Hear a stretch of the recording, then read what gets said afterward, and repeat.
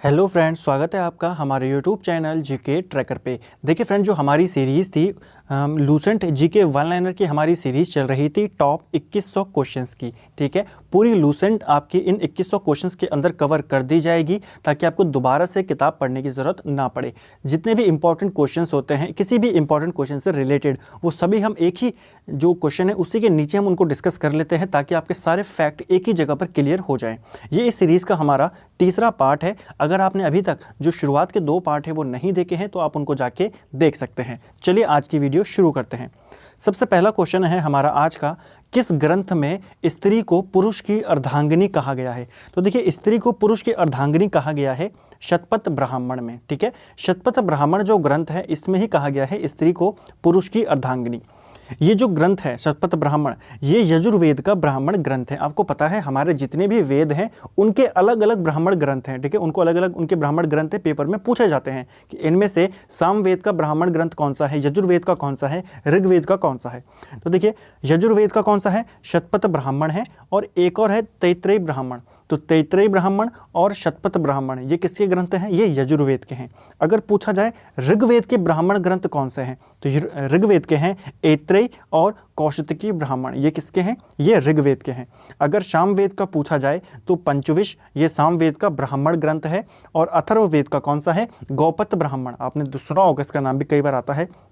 तो गौपथ ब्राह्मण किसका वो है ब्राह्मण ग्रंथ है? ये अथर्ववेद का है। ठीक है, चलिए दूसरा प्रश्न देखते हैं। सती प्रथा का पहला लिखित साक्ष्य किस अभिलेख से मिला है? तो सती प्रथा के बारे में जो पहला लिखित एविडेंस मिला है वो एरण अभिलेख से मिला है, जो कि किसका है? ये जो वहाँ के शासक थे भानुगुप्त। तो भानुगुप्त का एक अभिलेख मिला है, एरण अभिलेख, और इसी में सती प्रथा का उल्लेख किया गया है। ठीक है, तीसरा प्रश्न है आज का, मनुष्य ने सबसे पहले किस पशु को पालतू बनाया था? तो मनुष्य ने सबसे पहले किसे पाला था, किस जानवर को पाला था? तो मनुष्य ने सबसे पहले कुत्ते को अपना पालतू जानवर बनाया था और नवपाषाण काल में बनाया था। ठीक है, चौथा प्रश्न है हमारा आज का, सिंधु सभ्यता का बंदरगाह लोथल किस नदी के तट पर स्थित है? देखिए, सिंधु सभ्यता का बंदरगाह कौन है? लोथल को बंदरगाह बोला जाता है सिंधु सभ्यता का। ठीक है, सिंधु घाटी का।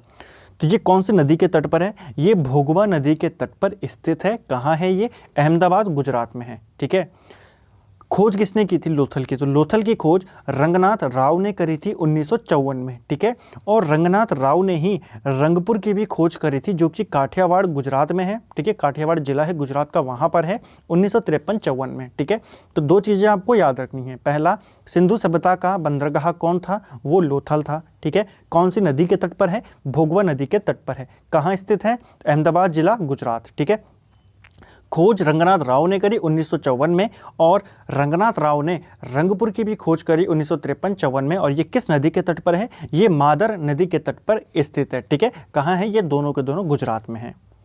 अगला प्रश्न है, किस बौद्ध ग्रंथ में हमें 16 महाजनपदों की जानकारी मिलती है? आपको पता है पूर्व काल में जो पूरा भारत था वो 16 महाजनपदों में बटा हुआ था। ठीक है, तो इन 16 महाजनपदों की जानकारी हमें जो बौद्ध ग्रंथ है वो है अंगुत्तर निकाय। ठीक है, तो कौन से बौद्ध ग्रंथ से मिलती है? वो है अंगुत्तर निकाय। लेकिन अगर पूछा जाए कौन से जैन ग्रंथ से मिलती है, तो अगर जैन ग्रंथ पूछा जाएगा तो वो है भगवती सूत्र। ठीक है, तो ये बौद्ध ग्रंथ कौन है? अंगुत्तर निकाय, और जैन ग्रंथ है भगवती सूत्र। अगला है, महावीर स्वामी ने अपने उपदेश किस भाषा में दिए थे? तो महावीर स्वामी ने अपने उपदेश प्राकृत भाषा, जिसको अर्धमागधी भाषा भी बोला जाता है, इसमें इन्होंने अपने उपदेश दिए थे। ठीक है, और बात अगर गौतम बुद्ध की करें या महात्मा बुद्ध की, तो इन्होंने पाली भाषा में अपने उपदेश दिए थे। अगला प्रश्न है, सिकंदर का सेनापति कौन था? तो देखिए, सिकंदर का सेनापति जो था वो था सेल्यूकस निकेटर। बाद में इसी का राजदूत जो था वो चंद्रगुप्त मौर्य के दरबार में रहता था। उसका नाम क्या था? आप मुझे कमेंट करके ज़रूर बताएंगे। और उसने एक प्रसिद्ध किताब लिखी है, उस किताब का नाम भी आप मुझे कमेंट करके बताएंगे। ठीक है, तो सेल्यूकस निकेटर कौन था? ये सिकंदर का सेनापति था। और जब सिकंदर यहाँ से वापस जाता है, वापस जाते हुए उसकी मृत्यु हो जाती है, तो फिर यही यहाँ का शासक बनता है। ठीक है, सिकंदर का जल सेनापति कौन था? अगर पेपर में पूछ ले जाए तो वो था न्यारकस, क्योंकि जो सिकंदर की सेना वापस गई थी ना, वो जल के रास्ते गई और इसी के नेतृत्व में गई थी। ठीक है, प्रिय घोड़ा कौन था? प्रिय घोड़ा सिकंदर का था बाऊ केफला, और इसी के नाम पर सिकंदर ने झेलम नदी के तट पर एक नगर भी बसाया था, बाऊ केफला। तो प्रश्न बन सकता है सिकंदर का जो प्रिय घोड़ा था वो कौन था? ठीक है, अगला है बौद्ध धर्म का विश्वकोश किसे कहा जाता है? तो बौद्ध धर्म का विश्वकोश कहा जाता है महाविभास सूत्र को कहा जाता है बौद्ध धर्म का विश्वकोश। ठीक है, किसने लिखा है ये लिखा है वसुमित्र ने। ठीक है, और जो बौद्धों की रामायण कही जाती है, तो बौद्धों की रामायण कही जाती है बुद्ध चरित्र को, और ये लिखी है अश्वघोष ने। ठीक है, तो दोनों आपको याद रखना है, बौद्ध धर्म का विश्वकोश और बौद्धों की रामायण। ठीक है, और दोनों की रचयिता भी हमने यहाँ पर देखे। और ये दोनों थे कौन? तो ये दोनों जो व्यक्ति थे, ये दोनों के दोनों जो कनिष्क था कुषाण शासक, उसके दरबार में रहते थे। ठीक है, और जो चौथी बौद्ध संगति होती है उसमें यही अध्यक्ष होते हैं। कहीं पर अश्वघोष को अध्यक्ष बताया गया है और कहीं पर वसुमित्र को बताया गया है। ठीक है, तो आपको ध्यान रखना है, यही दोनों वहाँ पर अध्यक्ष थे और कनिष्क के दरबार में रहते थे। अगला है परम भागवत की उपाधि धारण करने वाला प्रथम गुप्त शासक कौन था? देखिए, जो प्रथम गुप्त ज्ञात शासक अगर पूछा जाएगा, गुप्त वंश का संस्थापक पूछा जाएगा, तो वो था श्रीगुप्त। ठीक है, और अगर पूछा जाएगा कि महान शासक कौन था, सबसे पहला महान शासक गुप्त हुआ, तो गुप्तों का सबसे प्रथम जो महान शासक वो था चंद्रगुप्त प्रथम। यहाँ पर प्रश्न है परम भागवत की उपाधि धारण करने वाला, तो वो था समुद्रगुप्त। ठीक है, तो समुद्रगुप्त जो था चंद्रगुप्त प्रथम का ये पुत्र था, और इसी ने सबसे पहले परम भागवत की उपाधि धारण करी थी। और कौन कौन सी इसको उपाधियां थी? तो भारत का नेपोलियन इसको कहा जाता है। ठीक है, समुद्रगुप्त को इसकी विजयों के कारण।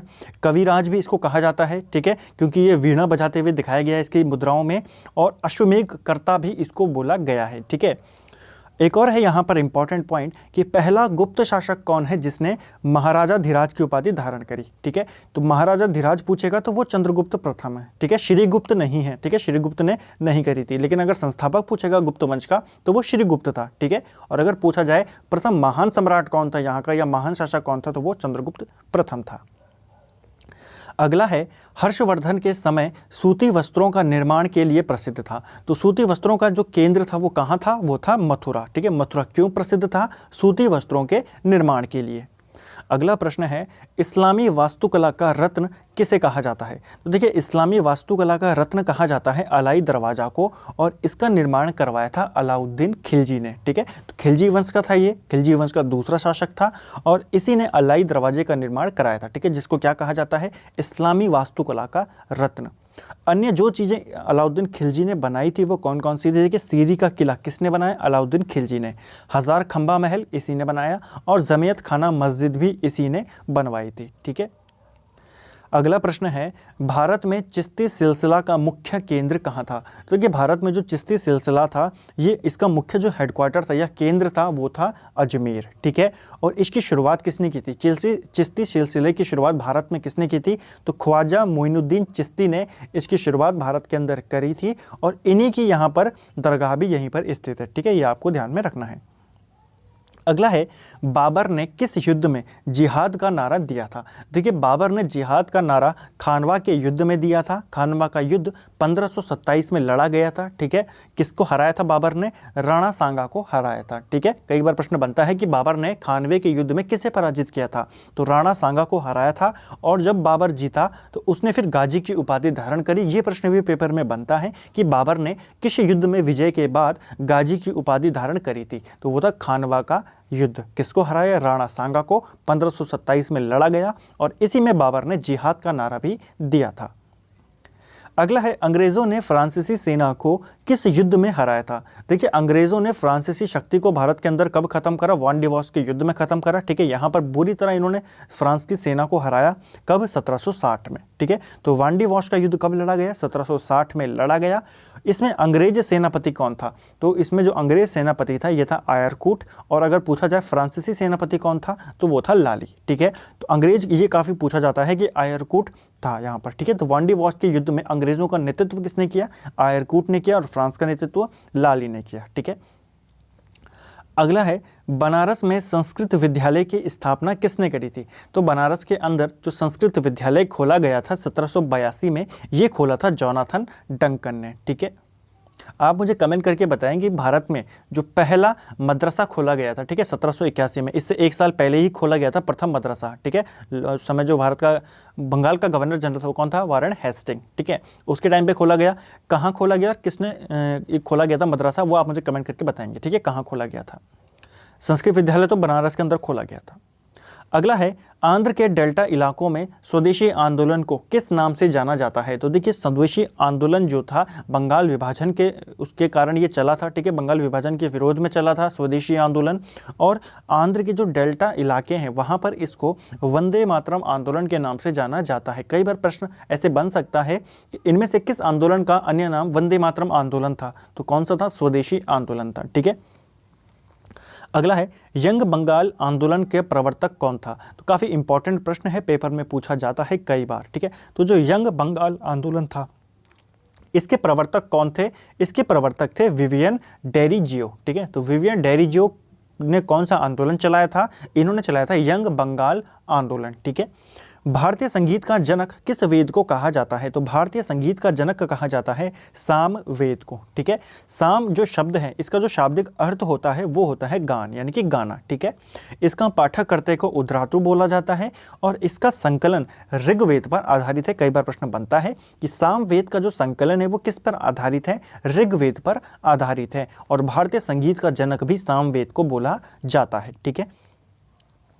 अगला प्रश्न है वर्ष 1911 में सोशल सर्विस लीग की स्थापना किसने करी थी। तो देखिए जो सोशल सर्विस लीग है इसकी स्थापना हो गई 1911 के अंदर। ये किसने करी थी, तो जो NM जोशी थे, नारायण मल्हार जोशी इनका पूरा नाम था। इन्होंने 1911 के में इस लीग की स्थापना करी थी, ठीक है, सोशल सर्विस लीग। और फिर इन्होंने ही जो NM जोशी थे, ठीक है, 1920 में अखिल भारतीय ट्रेड यूनियन की स्थापना करी थी, ठीक है, AITUC जिसको बोला जाता है ना, अखिल भारतीय ट्रेड यूनियन कांग्रेस।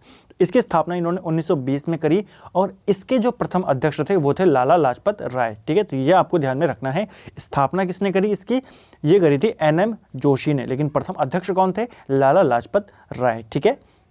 चलिए अगला है जय जगत का नारा किसने दिया था। देखिए पिछले वीडियो में भी हमने एक नारे को पढ़ा था, तो ऐसे ही मैंने हर वीडियो के अंदर आपको कहीं ना कहीं से कुछ ना कुछ क्वेश्चंस लेकर आए हैं ताकि सारा कवर यहाँ पर हो जाए हमारा, ठीक है। तो जय जगत का नारा दिया था विनोबा भावे ने। अगला प्रश्न है प्रथम फारसी पत्रिका मिरात उल अखबार के संपादक कौन थे। तो जो पत्रिका है मिरात उल अखबार ये कैसी है, ये पहली फारसी पत्रिका है और इसके जो संपादक थे, ये इसके जो संस्थापक थे वो कौन थे, राजा राम मोहन राय थे। और 1822 में ये पत्रिका निकलनी शुरू हुई थी, ठीक है। अगला है अमेरिका के मूल निवासी हैं। तो देखिए अमेरिका के मूल निवासी कौन थे, तो रेड इंडियन जो हैं ये अमेरिका के मूल निवासी हैं। पेपर में प्रश्न बनता है कि रेड इंडियन किस देश के मूल निवासी थे। तो प्रश्न में आपको सबसे ऊपर भारत ही मिलेगा, आप वहां पर टिक ना करें, आपको कहां का टिक करना है, अमेरिका के, ठीक है। तो रेड इंडियन कहां की मूल जाति है, कहां के मूल निवासी हैं, अमेरिका के। अगला प्रश्न है अमेरिका ने जापान पर पहला परमाणु बम कब गिराया था। देखिए अमेरिका ने जापान के ऊपर जो पहला परमाणु बम गिराया था और ये विश्व में पहला बम था, परमाणु बम जिसका यूज़ किया गया था। कब गिराया था, 6 अगस्त 1945 को, ठीक है। तो 6 अगस्त 1945 को अमेरिका ने हिरोशिमा पर बम गिराया अपना, ठीक है, पहला, जिसका नाम था लिटिल बॉय। कई बार पेपर में नाम पूछ ले जाते हैं कि अमेरिका ने जो बम हिरोशिमा पर गिराया उसका नाम क्या था, उसका नाम था लिटिल बॉय, ठीक है। और फिर 3 दिन बाद 9 अगस्त को 1945 में दोबारा से एक और बम गिराता है, वो नागासाकी के ऊपर, ठीक है। हिरोशिमा नागासाकी में गिरता है ना, तो 6 अगस्त हिरोशिमा पर, 9 अगस्त नागासाकी पर, और इसका नाम था फैटमैन। तो बमों के नाम क्या हैं, तो जो हिरोशिमा पर गिरा उसका नाम था लिटिल बॉय और जो नागासाकी पर गिराया गया उसका नाम था फैटमैन, ठीक है। देखिए उत्तराखंड के अंदर किस एग्जाम में ये प्रश्न बन रहा था कि अमेरिका ने अपना जो परमाणु परीक्षण था वो कब किया, सफल परमाणु परीक्षण वो अमेरिका ने कब किया। तो वो अमेरिका ने किया था 16 जुलाई 1945 में, ठीक है। यानी कि 20 दिन पहले 16 जुलाई 1945 को अमेरिका ने अपने परमाणु बम का जो परीक्षण था वो सफल परीक्षण किया और ठीक 20 दिन बाद लगभग 6 अगस्त के करीब अमेरिका ने पहला परमाणु बम फोड़ दिया। तो ये डेट पेपर में पूछी जा चुकी है उत्तराखंड के एग्जाम में, ठीक है। अगला है आकाश गंगा की सबसे नज़दीकी मंदाकिनी कौन सी है। मंदाकिनी यानी कि गैलेक्सी। तो आकाश गंगा जो हमारी गैलेक्सी है मिल्की वे, ठीक है, इसके सबसे नज़दीकी गैलेक्सी है वो है देवयानी, ठीक है। और अगर पूछेगा सबसे नवीनतम गैलेक्सी कौन सी है, सबसे नवीनतम, तो वो है ड्वार्फ मंदाकिनी, ठीक है। विश्व का अन्न भंडार या रोटी की डलिया किस देश को कहा जाता है। तो विश्व का अन्न भंडार कहा जाता है यूक्रेन को और अन्य नाम क्या है, रोटी की डलिया। अगला है किस द्वीप को अग्नि द्वीप के नाम से भी जाना जाता है। तो अग्नि द्वीप के नाम से जाना जाता है आइसलैंड द्वीप को, ठीक है। तो अग्नि द्वीप आग से, और इसका सीधा अपोजिट आपको चले जाना है कहाँ, बर्फ में, ठीक है। तो आइसलैंड को ही अग्नि द्वीप के नाम से जाना जाता है। अगला प्रश्न है हमारा, भारत की तटीय सीमा की लंबाई कितनी है। देखिए भारत की जो तटीय सीमा है यानी कि जो समुद्री सीमा है भारत की वो कितनी है, वो है लगभग 7500 के करीब है। ठीक है, 7516.6 किलोमीटर है, तो 7500 आप मान के चलिए इतनी है। ठीक है, अगर मुख्य भूमि पूछेगा, मुख्य भूमि की तटीय लंबाई, तो वो है 6100 किलोमीटर। ये 75 कैसे हुई, तो जो भारत के द्वीप हैं उन सबको मिलाकर देखा जाए तो टोटल जो भारत की समुद्री सीमा है वो 7500 किलोमीटर के ऊपर है। ठीक है, लेकिन अगर मुख्य भूमि की पूछेगा तो वो है 6100 किलोमीटर। ठीक है, तो अगर कुल पूछा जाए तो ये आप बताएंगे, और अगर मुख्य भूमि की पूछेगा तो ये। सबसे लंबी तट रेखा किस राज्य की है, तो सबसे लंबी तट रेखा है गुजरात की। ठीक है, दूसरे पे आता है फिर आंध्र प्रदेश, और सबसे छोटी तट रेखा किसकी है, वो है गोवा की। अगर पूछा जाए स्थलीय सीमा कितनी है भारत की, यानी कि जो लैंड बॉर्डर है, तो वो है 15,200 किलोमीटर। तो देखिए लगभग इसका आधा है, ये 7,500 है और ये लगभग 15,000 है, तो लगभग आधा आप इसको कर सकते हैं। ऐसे में आप इसको याद रख सकते हैं। ठीक है, और ये पेपर में पूछा जा चुका है। ठीक है, एक पेपर में। अगला है बाड़ा लाचा दर्रा कहाँ स्थित है, तो बाड़ा लाचा दर्रा जो है यहाँ हिमाचल प्रदेश में स्थित है। और हिमाचल में स्थित अन्य दर्रे कौन से हैं, एक है शिपकीला दर्रा और एक है रोहतांग दर्रा। तो ये 3 दर्रे आपको याद रखने हैं। पहला बाड़ा लाचा दर्रा कहाँ है, ये हिमाचल में है। दूसरा शिपकीला दर्रा कहाँ है, हिमाचल में है। और रोहतांग दर्रा हिमाचल में है। ठीक है, अगला है केंद्रीय चावल अनुसंधान संस्थान कहाँ स्थित है। केंद्रीय चावल अनुसंधान संस्थान जो है यह कटक में स्थित है। भारत की सबसे लंबी सिंचाई नहर इंदिरा गांधी नहर को जल किस नदी से मिलता है, तो इसको किस नदी से जल मिलता है, यह है सतलज नदी। ठीक है, तो यह आपको ध्यान रखना है, जो इंदिरा गांधी नहर है इसको किस नदी से जल मिलता है, सतलज नदी से इसको पानी प्राप्त होता है। ठीक है, अगला है हमारा केम्पेगौड़ा अंतर्राष्ट्रीय हवाई अड्डा कहाँ स्थित है। देखिए ये मैंने अपने जो हमारा कम्युनिटी टैब है वहाँ पर भी मैंने ये क्वेश्चन डाला था कि केम्पेगौड़ा अंतर्राष्ट्रीय हवाई अड्डा कहाँ स्थित है। कई सारे लोगों ने कमेंट वहाँ पे जो ऑप्शन थे वहाँ पे सेलेक्ट किया कि तिरुवनंतपुरम में है, तो फ्रेंड्स ये बेंगलुरु में है। ठीक है, तो केम्पेगौड़ा अंतर्राष्ट्रीय हवाई अड्डा ये बेंगलुरु के अंदर है। ठीक है, कर्नाटक में। माता टीला परियोजना किस नदी पर बनी है, तो माता टीला परियोजना जो है यहाँ बेतवा नदी पर बनी है, यूपी और एमपी में है ये। ठीक है, ज़्यादातर यूपी में है। अगला है शोम्पेन जनजाति कहाँ पाई जाती है, तो शोम्पेन जनजाति जो है यह निकोबार द्वीप समूह में पाई जाती है। ठीक है, तो शोम्पेन जनजाति कहाँ है, ये निकोबार में पाई जाती है।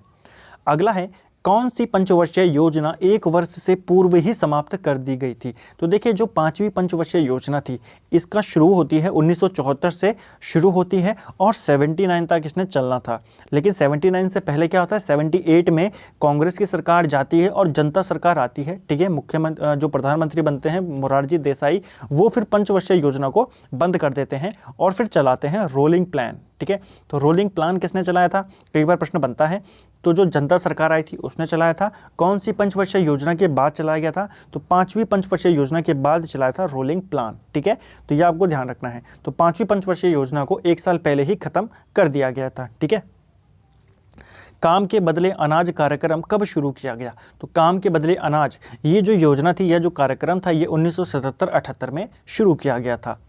भारतीय रिजर्व बैंक का लेखा वर्ष कब है, तो भारतीय रिजर्व बैंक का जो लेखा वर्ष है, ठीक है, फाइनेंशियल ईयर है जो, वो है 1 जुलाई से 30 जून तक। ठीक है, अगला है भारतीय रुपए का चिन्ह किसने डिज़ाइन किया है, तो भारत के जो रुपए है, ठीक है, भारत के रुपए का जो सिंबल है वो किसने डिज़ाइन किया है, ऐसा कुछ है ना सिंबल, तो वो किसने डिज़ाइन किया है, तो उदय कुमार ने इसको डिज़ाइन किया है।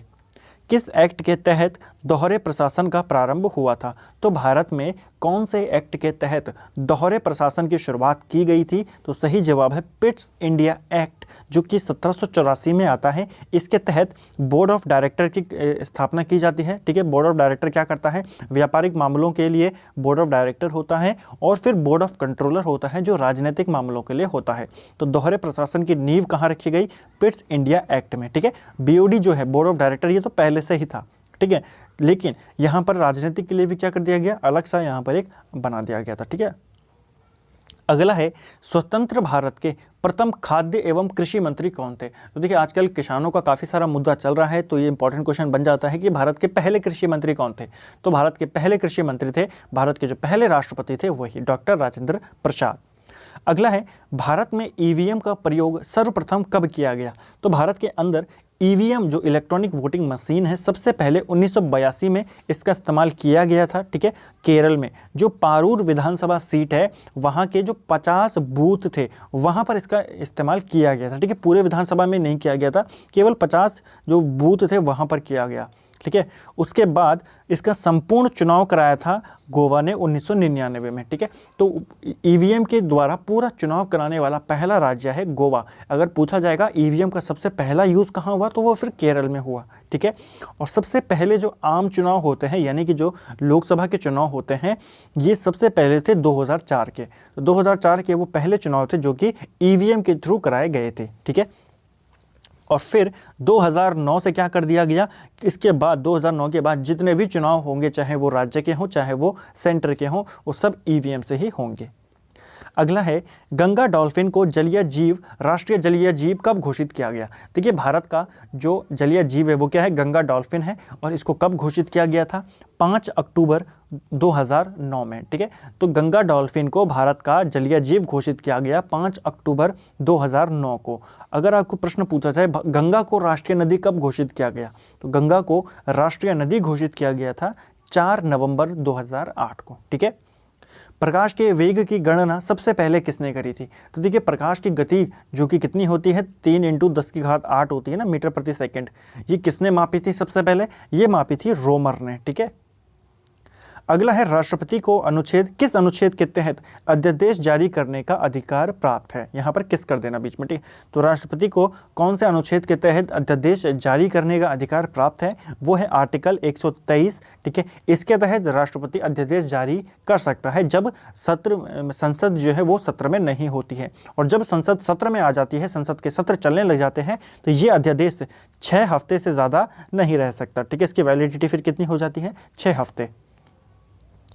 प्रिंटिंग प्रेस का आविष्कार किसने किया था। देखिए प्रिंटिंग प्रेस का आविष्कार जॉन गुटेनबर्ग ने किया था 1455 के अंदर, ठीक है। आंसू गैस का रासायनिक नाम क्या है, तो देखिए ये भी काफ़ी आजकल चर्चा में है। आंसू गैस के जो गोले हैं काफ़ी ज़्यादा आजकल यूज़ किए जा रहे हैं, और इसका रासायनिक नाम है अल्फ़ा क्लोरो एसीटोफिनॉन, ठीक है। तो अल्फ़ा क्लोरो एसीटोफिनॉन किसका रासायनिक नाम है, ये आंसू गैस का रासायनिक नाम है। कौन सा धातु कमरे के ताप पर द्रव अवस्था में पाया जाता है, तो कमरे के टेम्परेचर पर, रूम टेम्परेचर पर लिक्विड अवस्था में पाया जाने वाला जो मेटल है वो है गैलियम और पारा, यानी कि गैलियम और मरकरी, ठीक है, दोनों। अगर अधातु पूछता कि नॉन मेटल कौन सा है जो लिक्विड फॉर्म में पाया जाता है, तो वो है ब्रोमीन। दोनों अलग अलग क्वेश्चन है, ठीक है। अगला है, माइटोकॉन्ड्रिया का नामकरण किसने किया था। देखिए माइटोकॉन्ड्रिया का जो नामकरण किया था ये बेंडा ने किया था, ठीक है। अगर बात करी जाए इसकी खोज किसने करी, तो अल्टमैन ने इसकी खोज करी थी 1886 में, ठीक है। माइटोकॉन्ड्रिया की खोज किसने करी, अल्टमैन ने करी थी। लेकिन इसको जो ये नाम है माइटोकॉन्ड्रिया, ये नाम दिया था बेंडा ने। ये प्रश्न पेपर में पूछा जा चुका है, ठीक है। कोशिका का श्वसन स्थल कहलाता है, ठीक है। कोशिका का श्वसन स्थल कहाँ है, माइटोकॉन्ड्रिया है। कोशिका का शक्ति केंद्र भी इसी को कहते हैं, ठीक है। तो कई बार प्रश्न बनता है कि कोशिका का, सेल का पावर हाउस किसको कहते हैं, तो माइटोकॉन्ड्रिया को कहते हैं, ठीक है। अन्य नाम क्या है इसका, कोशिका का इंजन। तो सेल का इंजन भी किसको कहा जाता है, माइटोकॉन्ड्रिया को कहा जाता है, ठीक है। अगला है, स्वदेशी तकनीक से निर्मित प्रथम भारतीय उपग्रह कौन सा था। तो स्वदेशी तकनीक से बनने वाला प्रथम भारतीय उपग्रह था आर्यभट्ट, जिसको 19 अप्रैल 1975 को यहाँ से प्रक्षेपण कर दिया गया था, ठीक है। जो बेकानूर अंतरिक्ष स्टेशन है रूस का, संयुक्त जो समय सोवियत संघ था उसका, वहाँ से इसको छोड़ दिया गया था, ठीक है। कब, आर्यभट्ट को 1975 में, ठीक है। और इसको जब छोड़ा गया तो इसकी जो आयु बताई गई थी, यानी कि इसने जब कब काम करना था, 6 महीने तक इसने काम करना था। लेकिन इसने कब तक काम करा, 1980 तक, यानी कि 5 साल इसने काम करता रहा। अगला प्रश्न है हमारा, मोबाइल फ़ोन का आविष्कार किसने किया था। तो ये प्रश्न पेपर में पूछा जा चुका है, उत्तराखंड में भी शायद ये प्रश्न आ चुका है। मोबाइल फ़ोन का आविष्कार मार्टिन कूपर ने करा था, ठीक है।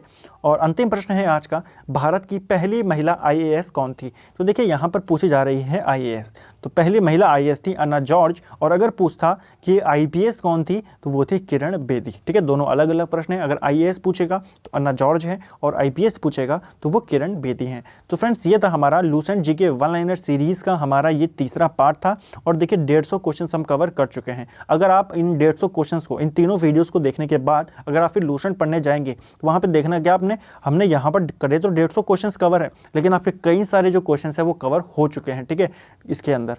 तो फ्रेंड्स उम्मीद करता हूँ आपको वीडियो पसंद आया होगा। वीडियो पसंद आता है वीडियो को लाइक करें, शेयर करें, चैनल पर नए हैं तो जीके ट्रैकर चैनल को सब्सक्राइब ज़रूर करें। Thank you friends.